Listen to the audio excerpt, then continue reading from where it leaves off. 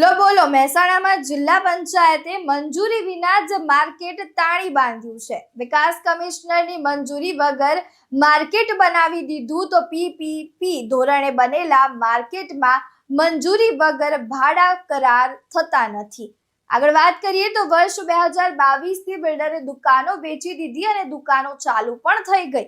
દુકાનો 3 વર્ષથી ચાલુ પણ જિલ્લા પંચાયતને 1 રૂપિયો ભાડું મળ્યું નથી।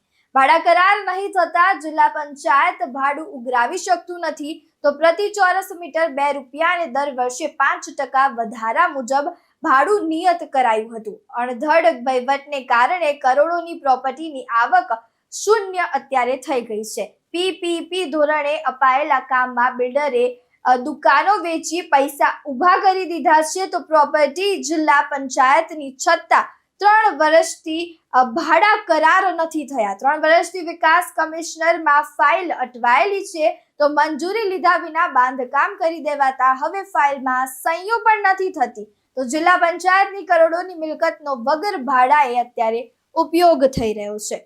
પ્રથમ તો જે આ કોમ્પ્લેક્સની મંજૂરી લેવાની હતી એ અગાઉની જે બોડી હતી તે અગાઉની જિલ્લા પંચાયત જે હતી એમને લેવાની હતી। અમારા વિષય અમારા ધ્યાને આવ્યો અમારી બોડીને તો આના માટે જે જરૂરી મંજૂરી માટેની ફાઇલ હતી એ અમે સરકારશ્રીને મોકલી આપેલ છે ને સરકારશ્રી પાસે સંપૂર્ણ માહિતી આની છે।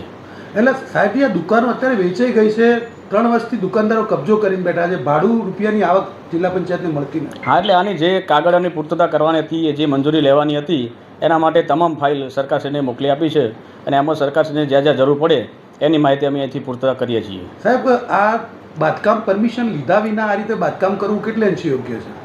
આ વિષય અમારા અગાઉની બોડીનો છે એટલે આમાં મને પણ ખ્યાલ નથી। રિપોર્ટર તરુણ પ્રજાપતિ સાથે ચક્રવાત ન્યૂઝ મહેસાણા।